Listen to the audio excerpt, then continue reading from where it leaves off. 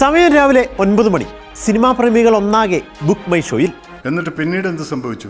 Ticket booking ആപ്പുകൾ അരമണിക്കൂറോളം നിശ്ചലം. തീർന്നു കേട്ടത്. തീരാണ്ട് നിൽക്കൂ, വെട്ടി കീറി കളഞ്ഞില്ലേ?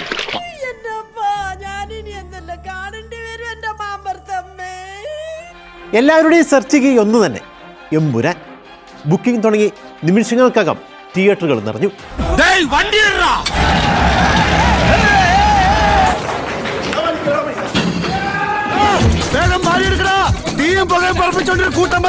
ബുക്ക് മൈ ഷോ ആദ്യമായി സ്തംഭിച്ചു പോയത് മണിക്കൂർ.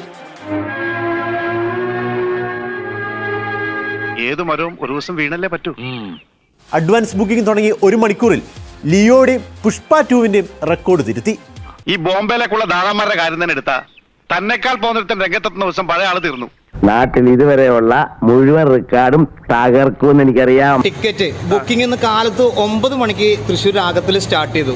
ഗംഭീരമായ തിരക്കാണ് അനുഭവപ്പെട്ടത്.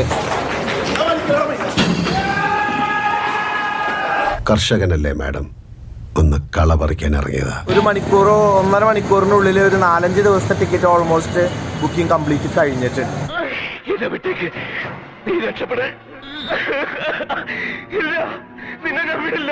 30,000 ആളുകൾ വരെ രാഗത്തിൽ ടിക്കറ്റ് എടുക്കാൻ വേണ്ടി ട്രൈ ചെയ്യുന്നുണ്ട് എന്ന് പറഞ്ഞാൽ